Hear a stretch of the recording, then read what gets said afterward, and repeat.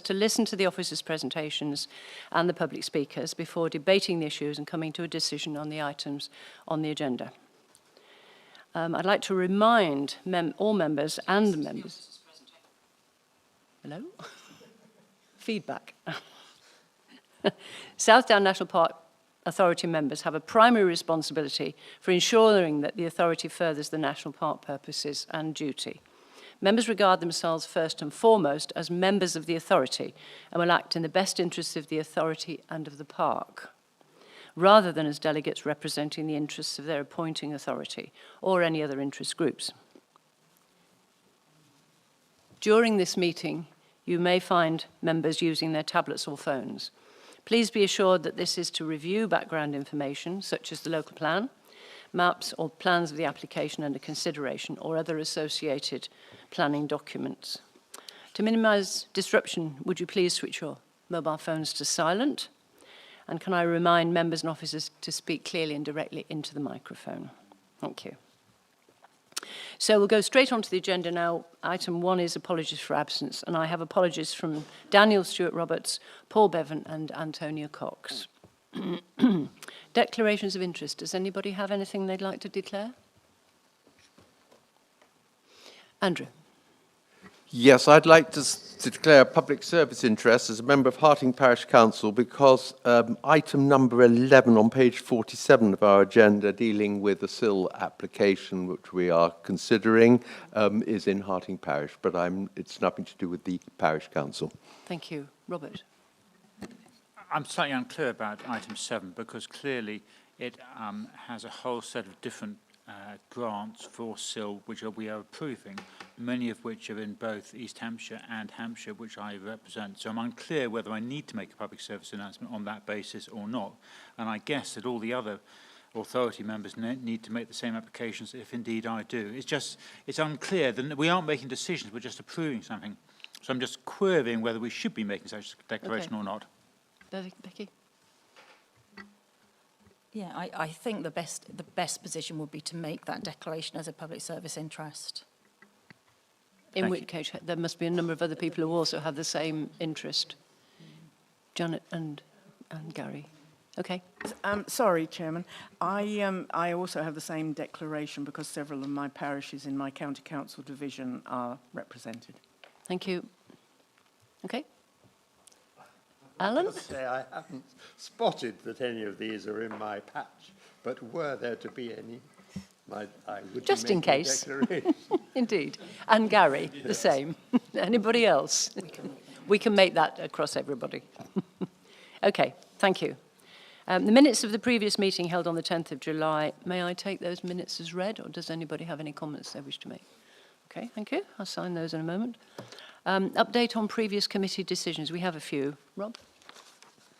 Yes, thank you, Chairman. Members, we've got a number of updates to give you.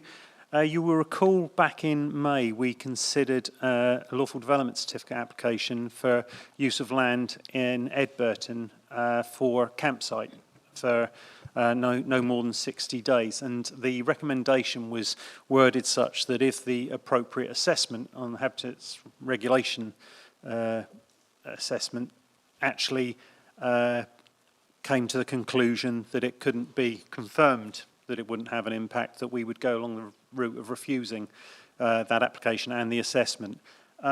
We did issue the decisions on those. They were refused in August. If I can read to you, the appropriate assessment concluded that the authority cannot be certain that the water-free nature of the proposed development would succeed when access to alternative provision within the wider site cannot be reasonably restricted. The authority cannot be certain that the anticipated level of water use associated with the proposed development would be satisfactorily mitigated or offset by the water-saving measures proposed by virtue of not providing water to campsite users. Further, the restriction of the use of alternative water sources is not considered to be enforceable.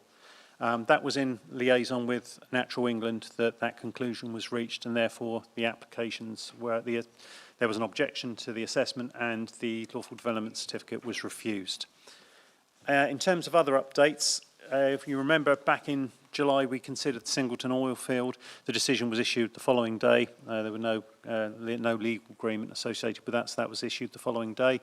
and also one which was with us back in June 2024. It took a long time to deal with the various elements with regard to that in terms of the legal agreement. That was for Uplands Park for the 22 self-contained holiday lodges. We finally got round to that being issued on the 15th of July 2025. In that respect, ongoing discussions were, in terms of the legal agreement, there was not anyone holding it up. There was a lot of work going on between ourselves and the applicants as far as that was concerned. So we considered that it was time well spent to get to the conclusion that we did, but that's been issued. Thank you. Thank you very much, Rob. Anybody have any comments about any of those? Claire? Sorry, if you want to take any comments on what Rob said, No, just there remind aren't you any. I need to There say aren't something any, too. so go ahead. Thank you. So the last meeting, committee considered a report on the local plan review, Regulation 18 consultation, which included an appendix with summaries of responses, which we produced with the assistance of AI. It's since come to light that there were some errors in this appendix, and the most significant of those relates to a potential site in Ditchling, where the report only identified 2 responses, where there was actually 42 that had been submitted. So all 42 of those responses are available to view on our website via the consultation platform. Members will remember that no decisions were made on the basis of the report that came last time, but we will make sure that when we come back to you in the new year with asking you to make decisions on sites, then we will make sure that that report is accurate. And I'd like to apologise for the errors in that report. Thank you, Claire. No further comments on that one? Okay. Right. Urgent items, we don't have any. So we are going to move straight now into development management with our item 6, which is at Hatch Farm, Milland, landscape works comprising excavation and construction of Hatch Farm Pond, East Pond and West Pond. And Kelly's going to take us through it. Vicky's going to take us through it. Sorry, I'm looking at the pair of you. Vicky's going to take us through it. It's confusing. We're sat next to each other. Thank you, Chairman. Is that everyone hear me okay, first of all? Excellent. Thank you. So just turning first of all to the update sheet. We've had an additional consultation response from West Sussex Rights of Way. They have requested further information. However, officers feel that this further information is largely related to construction and would be captured through the construction and environmental management plan. I have recommended an additional criterion, which you'll also find on that update sheet. We've also been in further conversations with the Environment Agency to clarify what elements are absolutely required pre-determination and which could be controlled by condition, and to support that the applicant has provided some additional information too. So just to be perfectly clear, the outstanding matters concerning groundwater and flood risk are the preliminary risk assessment regarding the impact on groundwater as a result of the proposed development, the management of acidic waters, and a drainage strategy and assessment to demonstrate that there is no increased risk of flooding elsewhere and that the measures proposed are adequate to serve in an extreme weather event. Thank you, Paul. So, turning to the wider context, because I know it's a big site, Hollycombe Estate. And I thought this slide might be quite useful just to provide a bit of geographical context. And on this, you can see the extent of the whole of Hollycombe Estate, including the Grade 2 listed building, which is here. The red dashed line, which you can see, is the outline of the Grade 2 star registered park and garden. The slightly faded out, the paler colours on there represent the wider estate as it was when it was formed back in the 1800s. And you can also see Hatch Farm and Topfields, which are the beigey colour on this slide. You can see Wheatsheaf Enclosure to the north and the main road running up to Liphook, and from which the site's accessed up here, and Liphook Golf Course, which is here, just under context, is a local wildlife site. So continuing with the site location, on here you can see the public rights of way, which are the dashed blue lines. This is the access through Wheatsheaf Enclosure, which extends further north. The 3 stars mark the east, west and Hatch Farm ponds within that site, and the fadey brown area or the pale brown area is areas of ancient woodland. And this hatch line, hatched green bit, is the registered park and garden boundary. So you can see where that finishes and where Topfields start. Just want to point out as well, this is Upper Hatch Farm here, which is outside of the applicant's ownership, apologies. And just in here is Hatch House, which is also outside of the ownership of the applicant. And just for a bit of context as well, between the yellowy and orangey stars, that's about 1 kilometre in distance. So the proposal is for the 3 ponds, and I'll come on to each 3 of them separately on the later slides. All 3 ponds will be lined, and it was sandwiched, lined with a high-density polythene, which will be sandwiched between a geotextile with subsoils backfilled. The ponds will be edged with oak boarding here, and again we'll talk about this on a later slide. The purpose of the application is to serve as functional agricultural water reservoirs and ecologically rich aesthetic features, including restoration of historic landscape character within the estate. They are integral to the estate's ambition to implement regenerative farming practices on the top fields. And again, this is just that wider master plan which demonstrates some of the regenerative farming proposals. Just to note, though, this is very much for information, as the majority of this work, the planting, etc., the land management, broadly can be carried out without any planning consent. So West Pond, which is, as the name indicates, furthest west on the application site, has an area of approximately 4,500 square metres. This pond includes a land bridge between, and the ponds are connected below this, which isn't on this particular slide, so apologies. There are shelves on this within this pond for aquatic planting and reinforced ramps for both to allow livestock access, so this will serve the livestock. The way the pond's been designed with the hard edge provided by the oak boarding means that there will be a drop which will stop cattle trying to access it from other than the ramps. They won't want to drop their heads that low to meet the water levels. The trees around this area will be retained, the existing ones, and there will be additional planting as well. And the green hatch line at the top indicates where the soakaway would be located to manage water in an extreme weather event. And this just provides the existing and proposed contours. I just wanted to show that so you can get a bit of an idea. It's much clearer on that plan, I think, and I can come back to any of these if you need after the presentation. Hatch Farm Pond, which is the one nearest to the Hatch Farm buildings, is the smallest pond. This one has no cattle access, so this is largely for climate resilience and wildlife purposes. And again, you can just see the location of that soakaway at the top. Again, the trees would be retained in situ. And again, you can just see here the existing landform and how the landform would be changed. And East Pond, which is the largest of the 3, about 7,500 square metres, would also have the aquatic shelves and the earthen ramps as per West Pond. This is on more acidic soil, so we'll have different characteristics in terms of the habitat and its appearance.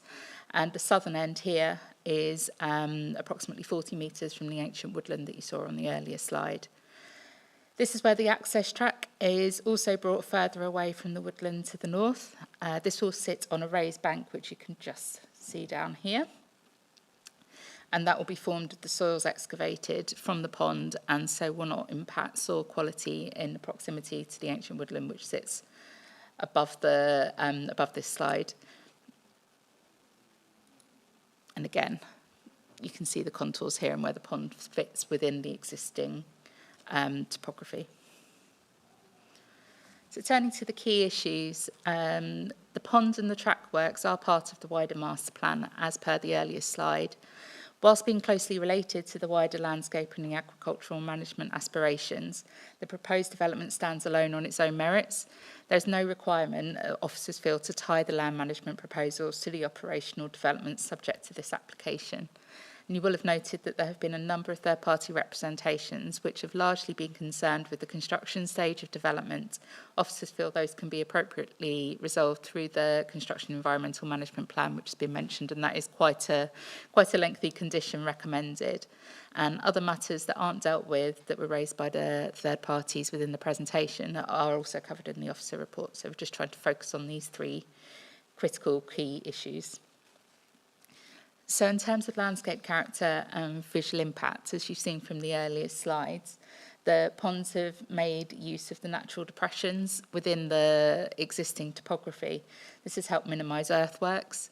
And whilst there have been interventions such as the oak boarding, this has in itself helped minimise the earthworks and reduce the need for significant earth berms and earth movement around the ponds. The benefits are the tree retention, the natural appearance, and the lack of infrastructure associated with them, as well as the variation that these ponds provide. The scheme will inevitably generate change to the foundational aspects of landscape character, and the applicant has acknowledged this within the landscape appraisal. However, officers feel that those benefits the scheme brings are significant and greatly outweigh any of the negative effects to the change of character. In terms of the water environment, as highlighted in the update sheet, as of today, there do remain outstanding issues raised by the Environment Agency and Lead Local Flood Authority regarding flood risk and groundwater sensitivity. Run through them again just to remind members. These include ensuring the proposed soakaways will function in exceedance events, that flood risk will not be increased elsewhere as a result of the proposal, and information regarding the management of acidic soils during and post-construction, as well as the risk assessment to ensure there is no impact on groundwater as a result of the proposal. As all other matters are considered to be acceptable, and it is considered that there will be appropriate technical solution to resolve these matters, and that's as a result of the conversations that we've been having with the Environment Agency in particular and the applicant's team. Officers recommend that the decision is delegated to the Director of Planning in consultation with the Chair of the Planning Committee to enable the satisfactory resolution of these issues. And as mentioned, some of those issues have already been resolved. Some of the earlier matters have been resolved, including confirmation the ponds will all be lined and that the final detailed spoil management plan can be secured by condition. Similarly, the abstraction strategy and the number of boreholes have been agreed with, will be agreed with the Environment Agency to be secured by a pre-commencement condition, and we have been advised that the application for that has now been submitted to the Environment Agency. The detail associated with the latter is absolutely linked to that environmental permit, which is required under separate legislation, and therefore it is entirely appropriate that such information could be provided through condition. So in terms of ecology and biodiversity, there are opportunities for protected species on the site. However, they are very limited within the application site, tempered by its size and the limited structural diversity given its previous activity. Subject to the implementation of precautionary construction safeguards, mainly for reptiles and ground nesting birds, no impacts are predicted to arise on notable or protected species because of the proposals. In contrast, opportunities exist to enhance the value of the site with a range of faunal species through the proposed habitat enhancements, and that does lead to approximately 38% biodiversity net gain. So in summary, the ponds will fit naturally into the landscape and generate a number of benefits for landscape, ecology, heritage and ecosystem services. Conditions, as previously mentioned, will secure the Construction Environmental Management Plan, management of the ponds itself, further sections and planting, so we've got detailed design conditions proposed, the spoil management, tree protection during construction and the borehole and extraction strategy.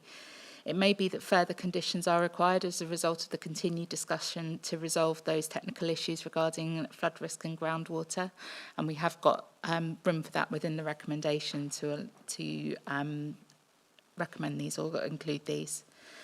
So the recommendation is, as you see on the slide now, to be delegated, or authority to be delegated to the Director of Planning in consultation with the Chair of Planning Committee to grant permission subject to the resolution of those technical matters and the conditions as set out in the officer report.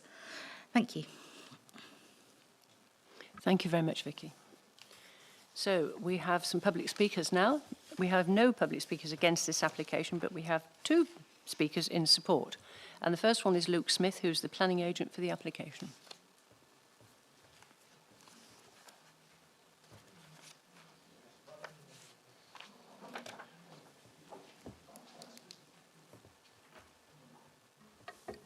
Good morning, Chair and members. We are seeking your support this morning for the creation of 3 ponds at the Hollycombe Estate's top fields, which are located to the west of Hollycombe House and beyond the registered park and garden. We understand the responsibility of bringing forward proposals in the National Park, and the scheme is designed to be intrinsically aligned with the core purposes of the park, which are conserving and enhancing its natural beauty, wildlife and cultural heritage. As the officer's report highlights, these ponds are more than just a characterful addition to the landscape. They represent a significant and ongoing investment in a regenerative farming model. They provide a crucial climate-resilient source of water for the estate's livestock, achieved with limited infill and support from a borehole supply with ongoing top-ups from rainwater harvesting. These top-ups are particularly effective due to the pond's large catchment area. The ponds create a new mosaic of land and water habitats, which, as the officer has explained, delivers a significant biodiversity net gain of over 38%. And I do want to update members in real time on the outstanding matter, and we are in the process of resolving the technical points with the Environment Agency and the local flood authority. The top fields are on green sand, where there are no recorded issues of surface water flooding, but we recognise the EA and LLFA's comments as valid, and we're this week with our hydrologist and civil engineering teams finalising hydraulic reports, soakaway plans, which give necessary assurances over flood risk management and groundwater protection. We're confident that these matters will be resolved within the next couple of weeks for further comment. And as you know, there is that delegation to the Director of Planning to resolve those outstanding matters, which include liaison with the committee chair and committee members. We recognise that the construction of all scales of development in national parks can impact on nearby residents, and we are adhering to a detailed construction and environmental management plan to be secured by condition. Our transport consultant has assessed those potential impacts and has specifically recommended the use of the wheat sheaf enclosure access because the volume and the type of vehicles are not deemed to be substantial overall. We have good lines of sight along this route. The estate will liaise directly with residents before and during the works to minimise disturbance and risk. And the work is temporary, and the management plan provides good accountability from the estate and allows for monitoring by all parties during the construction. We've noted concerns from the owners of Bridger Farm, also known as Upper Hatch Farm, about impacts on their equestrian business. The closest pond to Bridger Farm is the smallest, and it is the quickest to create. The work is temporary, and if horses are on the estate's land, there will always be a contractor team member present to oversee health and safety. So just to close, this application is a really genuine and thoughtful commitment to restoring the landscape through regenerative farming. It supports ecology and builds a more resilient, nature-friendly farming model. We would look forward to welcoming the Planning Committee members to the estate to see the ponds in place and to share updates of its progress. Thank you. Thank you very much. Our next speaker is Ginny Blom, who is representing the applicant.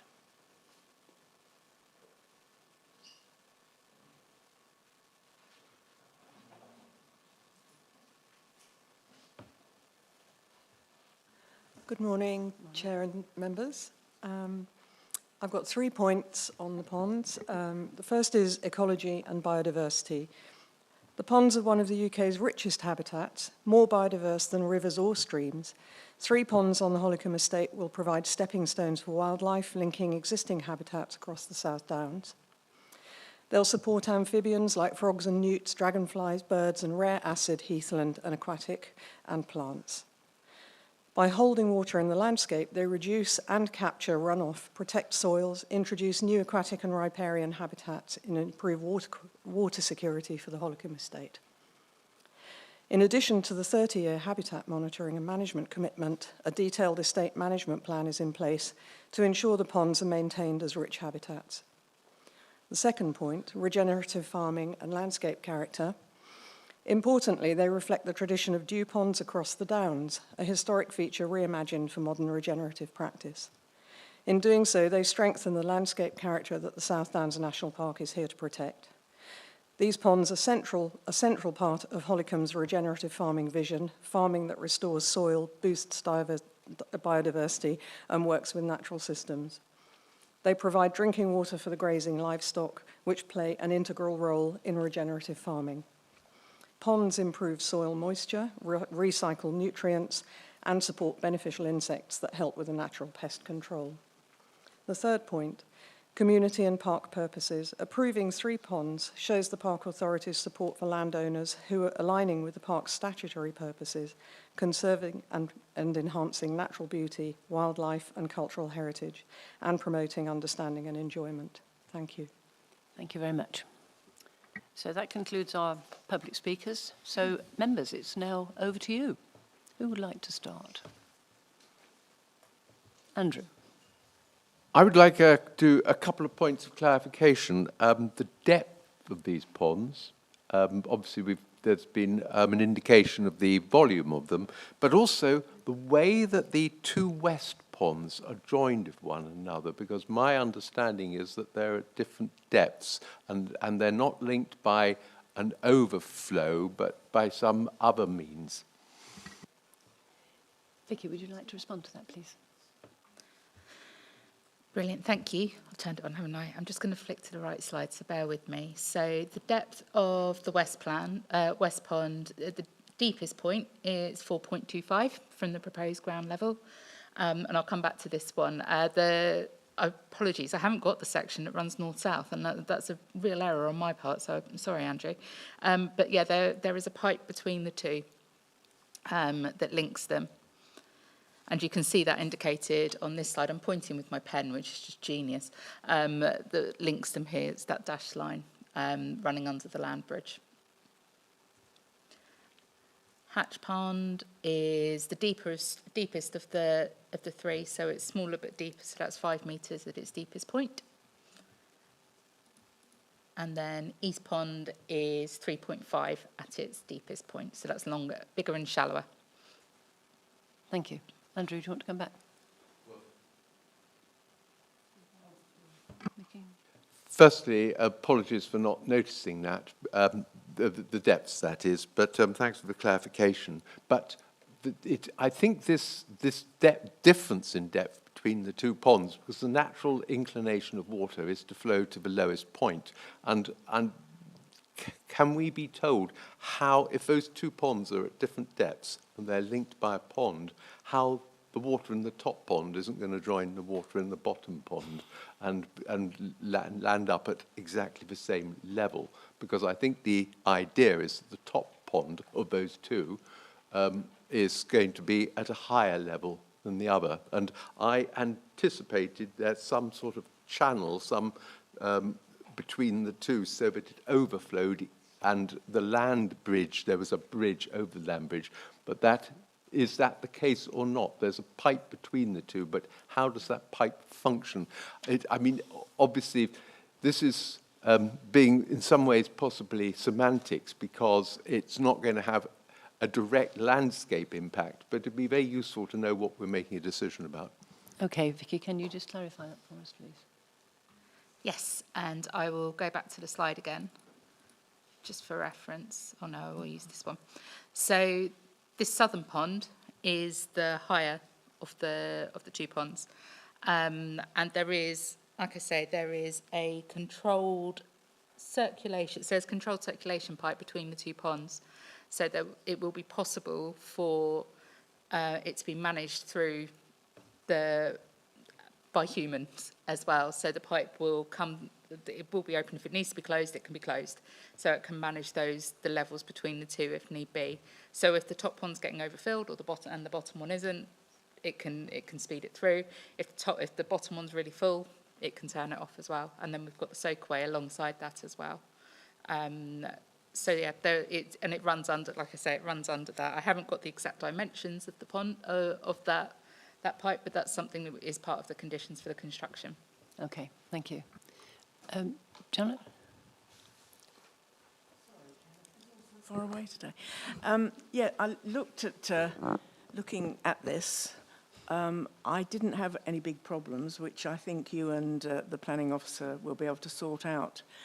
And just for information, where I live, there are 3 lakes. One is high and the next one is lower and the next one, and we don't seem to have much of a problem so far. Mind you, they are drained every November. But I think that I could support this, Chairman, with your input with the officer at the end of the day. Thank you. Get it right. Stephen. Thank you, Chair. The first question I have is a general question. And then I've got some more detailed ones after that, if that's okay. I'll try. So given that the boreholes and the groundwater sustainability are central to this project, I'm curious as to why it's come forward without the availability of the hydrology reports and the risk assessments on the aquifer and those additional elements that are really important, given that they're in process, and we've just heard they're actually going to be ready in a few weeks. So it's a general question as to why we're here without that information, because that information, for me, is really important in determining this application. And then we'll come back to the detailed ones, if that's okay. Okay. Chair. Do you want to comment on that, Vicky? Thank you. So the abstraction, as we said, the abstraction through boreholes is subject to the separate application with the Environment Agency anyway. So that's a matter that's typically considered through the environmental permit. So the principle of doing so in this location is broadly acceptable, and it's just the technical matters of surrounding that which we're still waiting for. So that's why we felt it was appropriate to still bring, because the principle of what's being proposed is acceptable. And there will be we're confident that there will be a technical solution for it. Sorry, I'm losing my words. I do apologise, Stephen. To ensure that the groundwater and flood risk is protected in this location. As Luke's highlighted, very free draining soils. There's very little kind of concern regarding that flood risk that couldn't be easily managed in this location.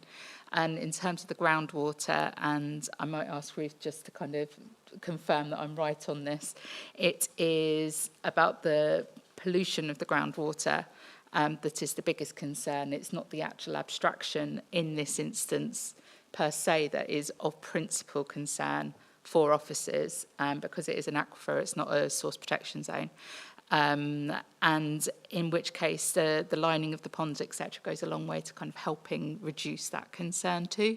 So hopefully that's addressed as best I can at this stage. And if it gets more techie, I will do my best. Stephen. Yeah, so that's the sort of detail we're after, actually. So when you're talking about which element of the groundwater is of most concern, that would be useful to know, because whilst we've got the abstraction, which may be perfectly sustainable over time, what we don't have is any information about the size of the aquifer, how much groundwater is in there, the proposed abstraction volumes. We have 42,500 K initially, then 75 tonne per year, I believe. Now, that might be a tiny proportion of the overall groundwater, but we don't know because there isn't a groundwater assessment, and we haven't got a risk assessment for that. So that would be helpful to have that sort of detail. But picking up on the things you said about flood risk, are we now sure and have we confirmed that the flood authority is happy? Because I saw it on the slide that you confirmed that there's no flood risk. But there is an open concern from the LLFA. And one of the first thoughts I had when I saw this was, whilst we're creating lots of water in the landscape, as a consequence of that, we're reducing the soil water holding capacity of that landscape. So you could exacerbate flood risk downstream if they don't balance. So I was after information about that, which I didn't have. A second point on the slides was regarding the little or no associated infrastructure. And this is where we get beyond the principle. And let's be clear, I approve of the principle of this project, actually. I mean, I like it. I like regenerative farming. I like putting water into the landscape. So I'm supportive in principle. It's the detail that concerns me a little bit.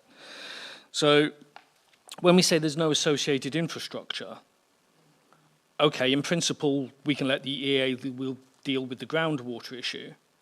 But associated infrastructure I see as intrinsic to this, because if we're pumping water from boreholes, which is the plan, those pumps require energy from somewhere. There's no detail on what the energy will be, where it's going to be situated, and how does that impact groundwater risk. So, for example, if we've got 2 boreholes and we've got 2 above ground pumps, they may be submersible, but that's not confirmed at this point because we haven't got that information. If they're above ground, how are they being powered? Is it renewable electricity? In which case, where's that going to be located? If it's diesel generators, where are the fuel tanks going to be stored and what's the aquifer protection regarding those tanks? It's this level of information that I don't have, which is important for us to know as an authority, because that is our remit. Whilst the groundwater abstraction might be the EA's, that bit I think is fundamental. And if we don't have the energy information, then we're missing a really key part of this overall project, because this doesn't work without power, and we don't have the power information. And we also don't have any impact assessment regarding the noise that may be produced by those pumps. Because if they're above ground pumps and they're run by diesel generators, for example, then there's a noise impact. And we haven't got a noise assessment either. So I would like more so I can make a reasoned decision and support this project, because I think it's a good project. Yep, go ahead, Kelly. So, turning to the first point around the groundwater, that's all for the Environment Agency permit. I don't think that's a matter that we could reasonably kind of hold up the application for. And in any event, we'll get the high-level information through that technical detail that we're asking for as it is. In terms of the flooding and the flood authority, that is still a matter for consideration. Apologies if I didn't make that clear. So once the information's come in about the hydraulics and from the technical team on the applicant side, it will be we'll be going back out to consultation with the EA, with the Environment Agency and the lead local flood authority. However, as I said, we're very confident there's a technical solution for this, and we'll wait and see. And I know that that's not as big a concern in terms of kind of the information that's come forward so far. It is more about the ticking the boxes, what we would expect to see there. In terms of the little or no associated infrastructure, and I note this was on the landscape and visual impact slide. So what we were talking about primarily there was things like the fencing and the over-engineering of the ponds themselves. That will be very limited as a result of the way that these ponds are coming forward. With respect to energy and power, I have to say that is a bit of an outlier and a bit of a tangent for me on this particular application. However, I would draw your attention to the property history. There is an application coming forward for renewable energy on the application site to power the entire estate. That is pending consideration at the moment. I don't think it's one that you need to be, we're not predetermining or anything like that, but it's just to make it very clear that there is an application there that's coming before members in the near future for a renewable energy source for the estate. I don't know if there's much more I can say. I don't know whether anyone else wants to add anything at that point. Yes, thank you, Chair. And take the point as well about the recommendation, and water projects are difficult through the planning process because they do rely on a lot of different regimes. And what we have before us here is that it's quite a bespoke recommendation. You know, it's based on conversations with the consultees, the lead local flood authority and the Environment Agency, similar matters that they need to that need to be addressed. It's based on conversations with those that give us the confidence to say that they can be achieved, they can be delivered. But again, we've got that bespoke recommendation that allows that to take place, hopefully provides members with the confidence that approval will only be granted if that is absolutely nailed down, or ultimately the recommendation, the second part, does lead to refusal in the event that those matters can't be addressed. So appreciate the point, but in this instance we do have the confidence that these aren't fundamental, that they're achievable. We just need that detail. Okay, thank you. That's very helpful, Robert. Any more? And Alan, and then Gary. Yes, there is one little niggle that is just troubling me about what's being proposed here. In the parish that is to the north of the parish where I live, in Compton Parish, there is a house of 18th century origin called Watergate House. And about 4 or 5 years ago, and that's, I guess, I haven't looked this up, but an application came before us to install a pond in the parkland to the south of that house, and it was put forward on the basis of providing eco-benefits and being attractive in the landscape and so forth. And this authority refused it upon the recommendation of officers, largely on a basis which I would summarise. I certainly don't carry this in my mind, but on the basis of inappropriate novelty in the national park landscape. I just want a bit of confirmation that we've got a sort of consistent approach to applications of this sort, because you can see why that has left me just wondering, are we adopting a consistent attitude to proposals like this? Okay, I think, Ruth, go ahead. Thanks for your question, Alan. I think I can help you out a little bit with that. I don't know the site that you're referring to, I'm afraid. But our approach is always landscape character. So that provides the basis for which we're determining the appropriateness or otherwise of any intervention, including water bodies. And this particular landscape is an interesting one in that a lot of the ponds exist here as a result of our historic cultural use. So local to this site are fish ponds, drainage ponds associated with Hollycombe House itself, hammer ponds associated with the iron industry, and farm ponds too. And so it's that precedent, that characteristic precedent, that's informing the appropriate nature of the ponds for this particular application. Okay, thank you, Ruth. Gary. Thank you, Madam Chairman. I think in the main, I'm actually quite supportive of this application. I think it's going to help the farming. Just one little bitty niggly thing, to coin a phrase from Alan. The bigger pond, and you've just mentioned something about fishing ponds and stuff like that. Are there going to be any species, because we did hear that they're going to put invertebrates and whatever into the ponds and other bits and pieces. Are we opening up a potential commercial enterprise on this? I know it's not this application. I'm just wondering if we give them plan permission and for them to diversify further to gain further income, is that big pond going to turn into and we're going to open up with something else different? That's the only concern I've got. I know it's not this application, but I'm just slightly worried that we're going to open up the door for something else coming in. Thank you, Chairman. Well, we don't know, do we? Did you want to make a comment, Vicky?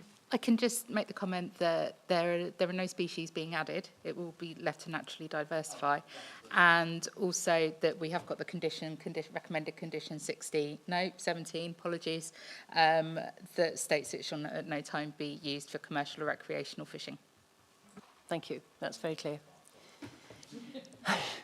Anybody else? No more comments? In that case, may we have the recommendation upon the board, please? There we go. So that's the recommendation before us at the moment. Would anybody like to propose it? Thank you, Janet. And Debbie? Thank you. So I'd like to see a show of hands for support for that recommendation, please. Thank you. And against? And abstentions? That's one abstention. So that permission is granted. Thank you very much. So we'll move now to our next item on the agenda, which is item 7.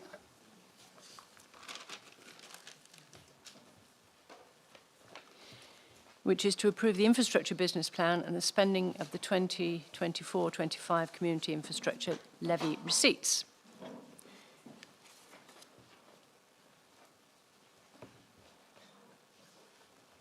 That's all very swift and efficient. Kelly is going to take us through this report. Thank you, Kelly.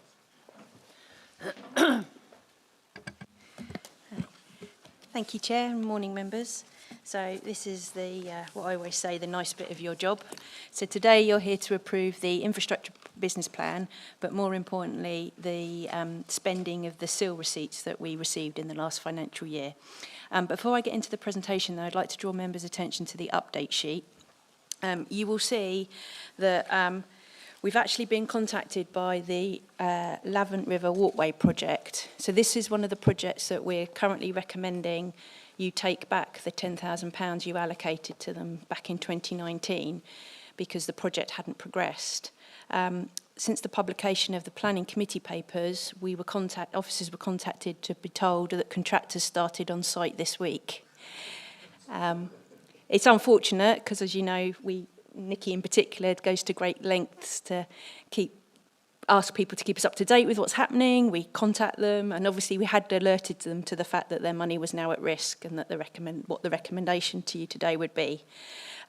My current recommendation is unchanged, but obviously that's open to members to discuss when we get to that point. So, just to remind you, we're asking you to approve the infrastructure business plan and obviously the recommendations to spend the SIL receipts that we've received. So very briefly, just to remind you, the infrastructure business plan is the document that sets out all the infrastructure that's needed to support growth set out in our local plan and neighbourhood plans. It's a rolling programme of infrastructure projects that will be funded wholly or partly by SIL. You approve it each year, and it incorporates the infrastructure funding statement, which we're legally required to publish by the 31st of December each year. Again, as you know, members, we have a call for projects each year. It took place from January to February this year, and we've received and reviewed over 400 projects. And the IBP now contains 377, and obviously you've got the IBP attached to Appendix 2 and 3 of your report. As you know, we never receive enough SIL to be able to fund every single project on our list, so we have to prioritise and put projects into categories, and you can see on the slide what the number of projects we have in the different categories this year. And then, as you also know, we score and assess the high policy priority projects, and a copy of the scoring matrix is set out in Appendix 3. And then highlighted on the slide, obviously, projects score well or higher if it obviously supports the purposes and duty, clear links to our partnership management plan and our corporate priorities, demonstrates partnership working, and it's deliverable. And what we mean by deliverable, it is either ready to go or there are less risks associated to the project being delivered. And then, as always, members ask us to try and achieve a broad geographical spread of projects across the national park. So I draw members' attention to paragraphs 4.2 to 4.5 of the report, which is on starting from page 43. You'll see I'm actually asking you to allocate 1.8 million of SIL money, but that's made up of the 1.3 million of the actual SIL receipts, and then the remaining is made up of those projects we are reallocating money from that you allocated in previous years, but those projects haven't progressed. And we are recommending that you allocate the full 1.8 million to the 31 projects listed in Table 4 of the report. And again, just to show members on the map, we've tried to achieve a sort of a broad geographical spread of projects across the national park. So these projects that are listed in the table scored high or can attract much funding from other places to help deliver those projects. And the money that we're asking to allocate will be ring-fenced for 3 years for those projects to be able to spend that money. So, recommendation to members is up on the screen. I won't read it out fully, but the first one is obviously to approve the document itself, and the second is to approve the allocation of the 1.8 million to the 31 projects listed in the report. And I'm happy to take any questions. Thank you very much, Kelly. I'm sure there are some questions around the table. John. Can I bring us back to the Lavant River Walk project, which has clearly started on site that we didn't know about, but we are planning to take the money away for them to achieve it. I wondered if there was a way that we could actually hold that money for, say, 6 months or the rest of this financial year to see if they do achieve it, so we can give them those funds, because it is a parish council and they won't have lots of funds to be able to give around. Thank you. Kelly. Yeah, the answer is yes, John. It's within your gift today as members to decide not to reallocate that money. The only thing that you would then have to decide is which of the 31 projects we would take that money from. I would maybe recommend to you to look at Centurion Way and perhaps take the £10,000 off of that. So the current recommendation is 400,000 to Centurion Way. We could reduce that to 390, and then, as you said, John, if members are minded, either we give Lavant River Walkway another 6 months to sort things out and spend that £10,000, but that's perfectly within your gift today. That sounds like a very sensible idea to me, actually. John. Yes, thank you. That does sound sensible. Thank you. And Andrew and then Alan. Yes, obviously I was going to raise the same issue as John, and I think whilst it's not the way we would have liked it to have been done, looking at the other bullet-pointed items in 4.4, it is the one that sticks out as being different to them, because they have basically said to us the money's no longer being progressed, or somebody else has spent the money. This is an outstanding one. But of course it isn't now an outstanding one, and legally I suspect they haven't done anything wrong. And we're talking about penalising them. And John's suggestion, or the suggestion which has subsequently come up from what John started saying, that we give them 6 months to obviously show intent, I would suggest is a very fine one. Thank you. Alan, you were next. Yes, Chair. I had been intending to say pretty well the same thing, and I would or will at the appropriate moment, particularly backed by the suggestion Kerry has given for how we might handle it in terms of the funding here. I will certainly support, either propose or second a proposition that we we'll come to that in a second. Make the necessary amendment to achieve that for We'll come to that when we've had the rest of the discussion. I think Robert was next and then Debbie. Yeah, thanks, Heather. I want to talk about page 64. I find that the report fantastic. It's incredibly useful in terms of what we're doing and the process we're doing it. The number I'm going to ask about is, Kelly, you just said we don't have enough money to cover all the projects that apply. My issue has been for several years that we allocate to projects that don't spend it. So we've got now £3.3 million of SIL that's been allocated but not spent this year. Last year that number was £2.5 million. The year before that was £4.8 million. The year before that was £2.5 million. So in the last 4 years, that number's never been below £2.5 million of allocated money that hasn't been spent. I'm a huge fan of us allocating it to our projects so we spend it. And that money excludes what we give to the parishes. I know from my own parish, which has, from memory, I'll check the number, about 70 million of SIL in the parish accounts that hasn't been spent yet because we can't agree what we're going to spend it on in Eastmearn.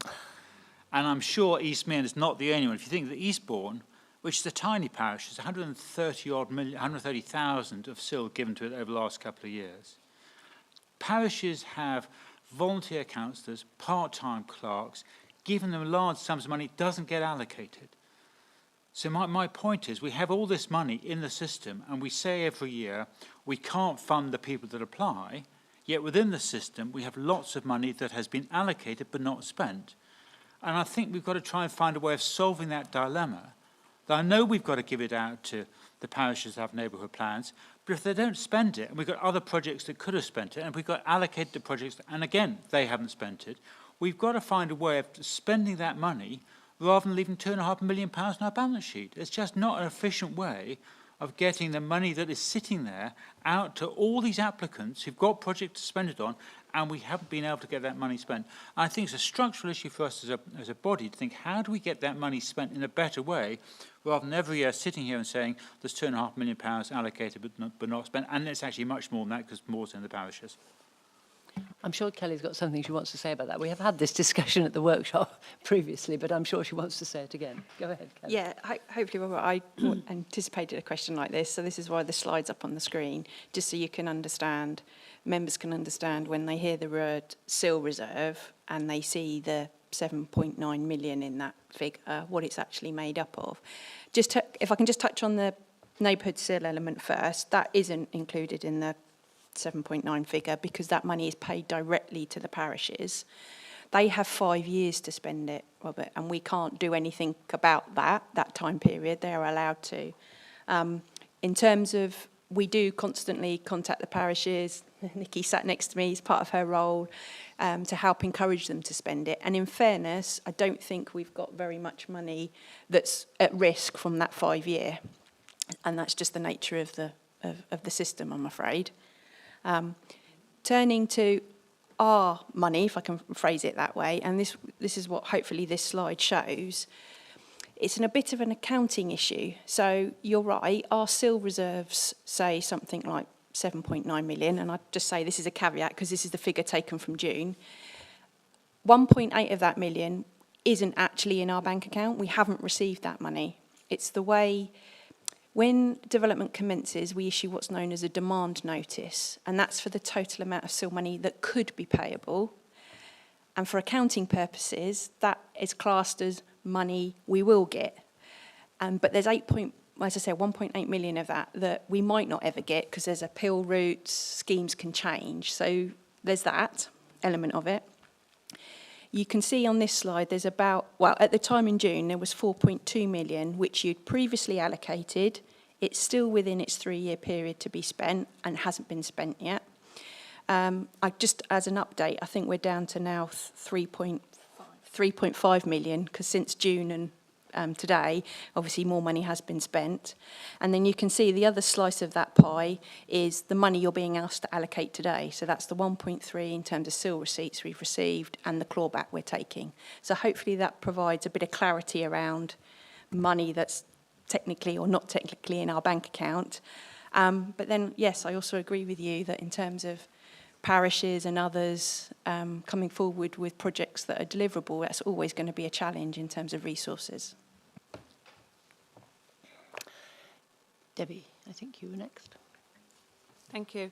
Yes, my point was going to be similar to Robertson, which is we constantly talk about, repeatedly, dare I say, talk about the inability of town and parish councils to actually commence these projects because of the lack of skills and resources available to them. I'm conscious that our colleagues are constantly chasing them. Should we actually kind of put some clauses into these awards that puts the obligation on the town parish councils and the recipients to actually report on a regular basis the status of the projects?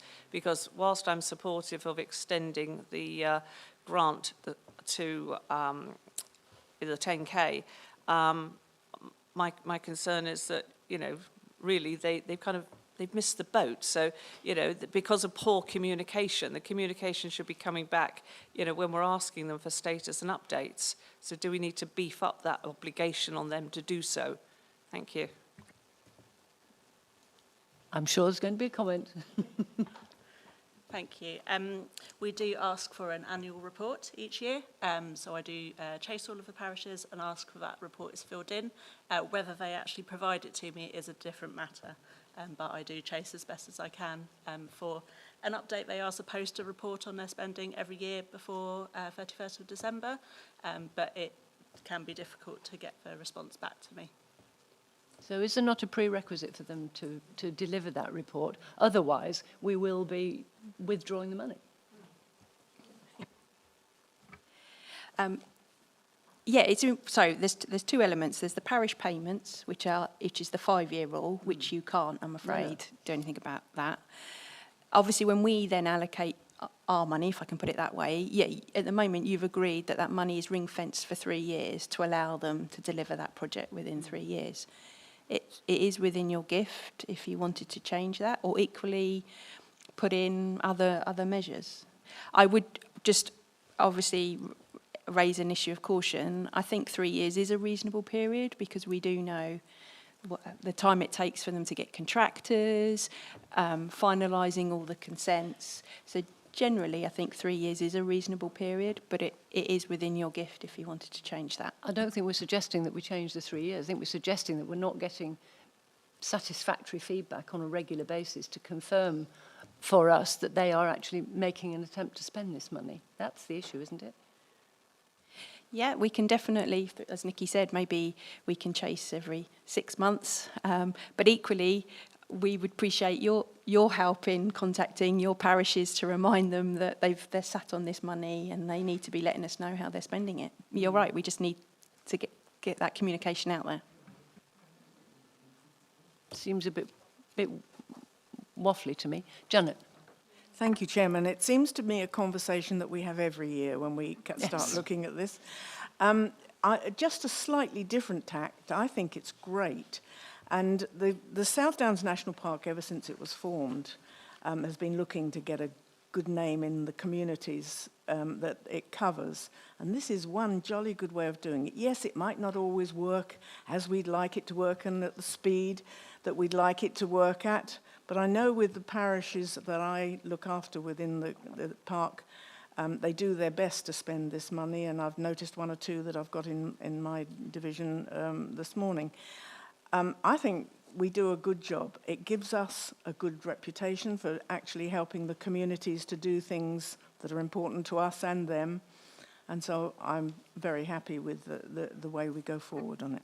Thank you. I probably just should remind members that if we want to alter any of the process through which the officers go in order to achieve this work, we can't redesign it on the hoof here. It needs to be part of a workshop, which is one of the things that we have on a regular basis with the officers to discuss how the process works and what the outcomes are. So I think if we're talking about any sort of modification to this process, then we need to take that offline and deal with it appropriately. Stephen. Thank you, Chair.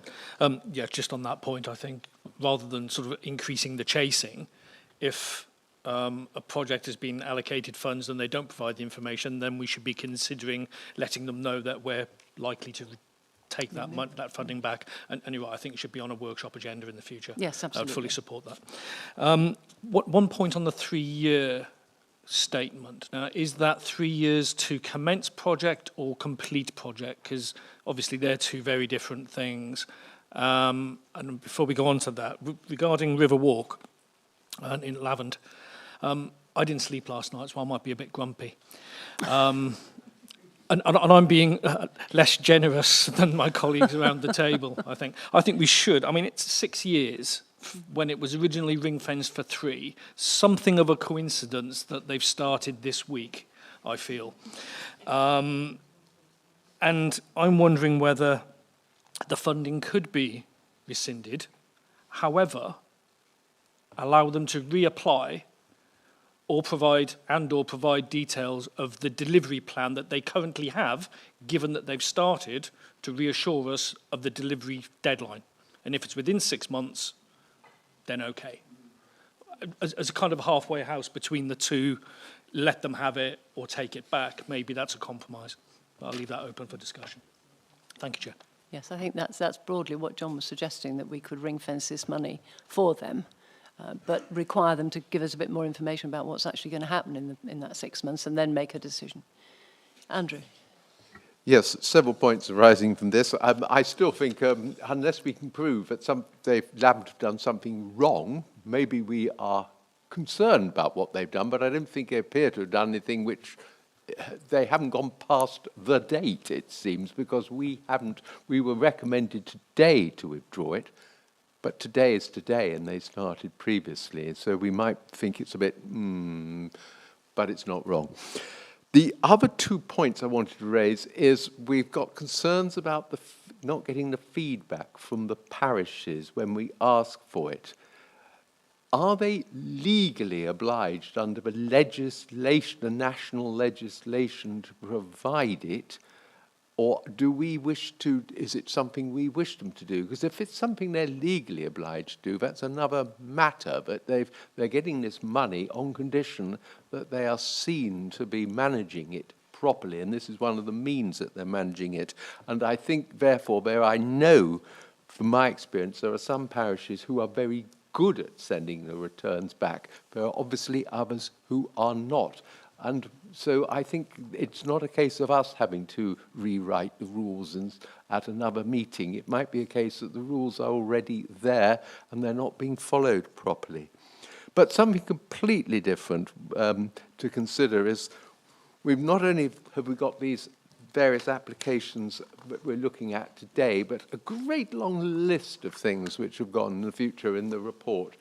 And in the same way as the planning committee occasionally go and look at finished sites, how much consideration is paid to going and looking to any of these sites over and beyond the obvious ones like the Centurion Way and the Egrets Way? There are lots of others, and I'm thinking whether or not the results of our, not choosing the word largesse, well, I am saying the largesse, but the results of the money that we provide via SIL in order to better the national park purposes and duties, that we actually go and see it, not only out of interest, but to say, yeah, that was right, or maybe even that wasn't as good as we thought it was going to be. I think it's terribly important for members of this authority, and indeed for officers of this authority, to get the feedback on something like that. But I'd like it to be something that is borne in mind in the future. I'll rest my case. Others might like to comment. Thank you. I think that's also something that we could discuss in a workshop. Gary. Yes, thank you, Madam Chairman. I might have read this wrong, but it's on page 65 and it's pot 1. It looks like Hampshire County Council are very good at spending the money we give them, but it looks like East and West Sussex aren't. Can we have an update why, and can we chase them, please? Because sizable amount of money, we're talking over £400,000 between the pair of them. Unfortunately, my own county, the West Sussex, is the worst of the two, unfortunately, so I'm going to blame my county councillor. Are we chasing that one? Kelly? So, yeah, the answer is, Gary, you're right. Hampshire spent all the money that you previously allocated to them. East Sussex, it's been slow progress, but they are spending the money on the Cycle Route 90 project, which is on the essential list. When it comes to West Sussex, it's a bit more of a challenge because the projects listed as essential are largely school-based and they need lots of millions of pounds and match funding, and I'm afraid our pot will never achieve that kind of money that they're asking, and it is an issue because, yes, basically we are taking away some of that money from West Sussex this year and allocating it to other projects, and ultimately there is still a need for additional school places, and I suspect we'll have the probably same discussion next year as well. Thank you. Robert. I did want to quickly mention one thing on page 13. I had a very nice email from Clanfield Junior School on Monday just thanking me, not me, us, the National Park, for the grant. And it's really nice to see recipients who've read the documents, I did send it to them, just being incredibly grateful for what we give them. And it's not a huge amount of money for us, it's £30,000, but for the school it makes a huge difference for what they could do. And it's really, and why I'm mentioning it is clearly a head teacher has a project they're going to spend the money on, they'll get that spent in the next 6 months. It's very clear delivery. One of the issues we have for lots of what we give is there's no clear delivery system for the people or the bodies to actually spend the money. And that is often true of the parish council, it's often true of the wider county council issues. It's trying to make sure we've got someone responsible who is going to say, that money's coming to me and I will spend it. It's a huge issue we've had in Peacefield with transport money on S106 compared to giving money to schools. We don't have anyone who's actually responsible for the county council for delivery. So it's one of the biggest problems we have is actually we give money to bodies and it's no one name next to it going to spend it. And I just want to mention the fact when we do have a name, they're incredibly grateful for what we do for them, and the process clearly works very well at that scale. It's just trying to mesh those two together. It's quite difficult. I'm sure that's right. Andrew? Yes, embedded in my quite long talk just now was a question about the legal aspect of whether or not SIL returns should be made, and what is the penalty if they don't. Okay, Kelly. So, yes, there is a legal requirement on parish councils to report on the money they've received and spent within a financial year. It's the same legal requirement that is on us. So that's the papers we have to publish by the 31st of December. The parish councils technically don't have to notify us, It's one of the nuances of the SIL regulations. They just have to publish it on their website. But as Nikki said, what we try and do to help parishes is we've produced a pro forma that we send to them each year and ask them to fill it in and return to us. And we incorporate that into our IBP as well. So we try and help them as much as we can, but the legal requirement is actually on them themselves. And the second half of that sentence was, and the penalty if they don't. I don't believe there's any penalty for not publishing it. The penalties are if you don't spend it within the 5 years, or it's discovered that that's been spent inappropriately, i.e. not in accordance with the SIL regulations, then there are penalties. Okay. Stephen. Thanks, Chair. Could I get the answer to the question I asked about the 3 years, whether that was commence or complete? Thanks. Oh, yes. It actually varies project to project, Stephen, because some is commencement because, as you've seen in other years, you've taken the risk and given a project a sum of money that then unleashes match funding from elsewhere. So you took that first step. So it does vary. Others, for small amounts of money, it's usually completion and we hand the money over. Some it's stage payments, so the money you might contribute to the project might be for the upfront initial costs. So yeah. Thank you. Are we complete? In which case, can we go to the recommendation, please? And I'd like a proposer. Thank you, John. A seconder, Robert. Thank you. Yes, of course. Yes, we've got the river, Lavant River. Yes. Would you like to propose? Thank you. No. Thank you. And you'd like to second that? Well, hold on. Clarify the wording. Hold on a second. I do want to clarify the wording. There you go. You're on now. Yeah.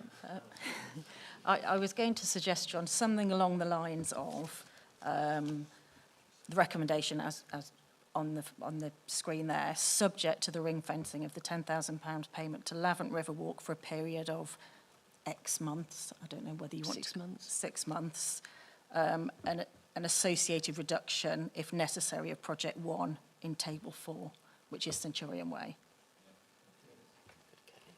And I think Kelly would like. And sorry, Becky. And then obviously you'd have to approve the subsequent amendment to the document itself because it currently refers to taking the claw back away. Yes. So yeah. Debbie. So are we saying 6 months to complete the project? We know they've started it, but are we just going to be left with a spade in the ground for however long? No, aren't we asking for a report of what work they're going to do, and how and what the completion date we're expecting? Isn't that what we're asking for? Yeah. Again, just for information, we understand that the bridge itself is actually being constructed off-site and is due to be brought to site in October. So you're right, we could go back to the parish and ask for a detailed timescale of when the works will be completed. I think that would be appropriate. Yeah? Happy? So to be clear then, we're ring fencing it subject to getting an acceptable evidence of intent to complete. Yes. Yes? Becky's happy. Yeah, I've got a note of that if that's John's proposal. John's happy to propose that. Are we happy? Everybody, there are a lot of sort of frowns and worried looks on my left, or not? No?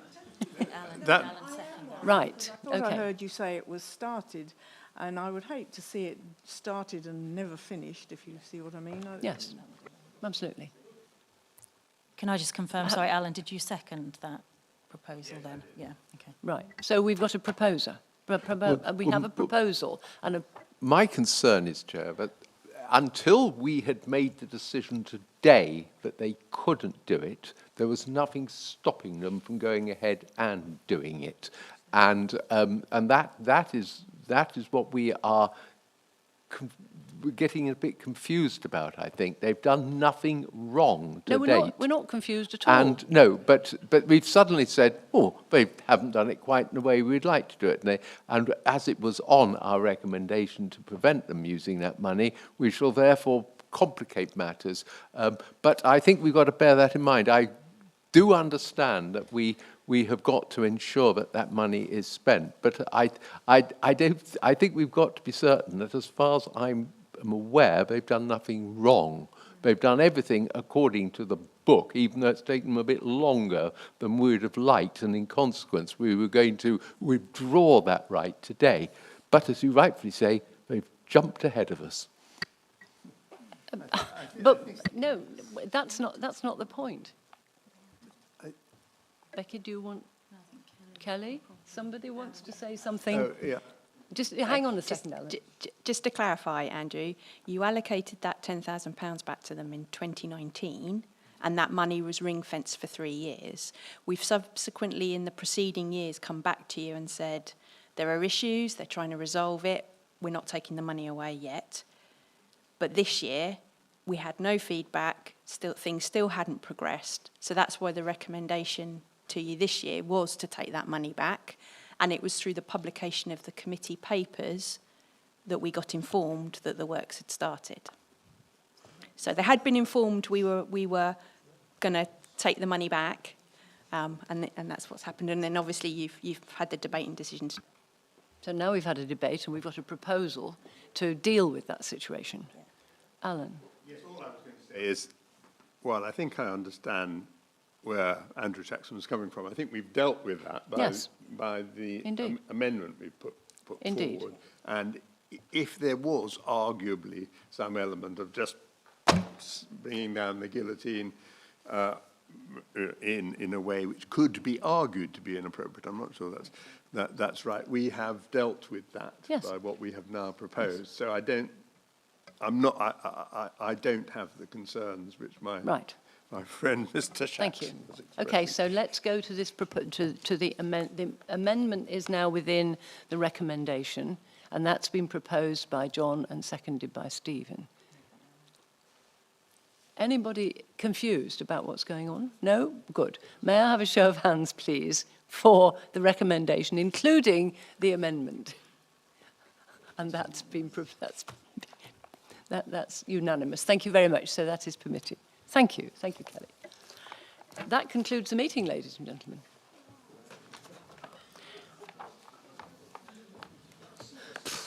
Can you turn the... What's it off, please? Quickly. Could you all just remain in your seats until we've turned off the webcam, please? I'm waiting for a nod to say that it's where we are.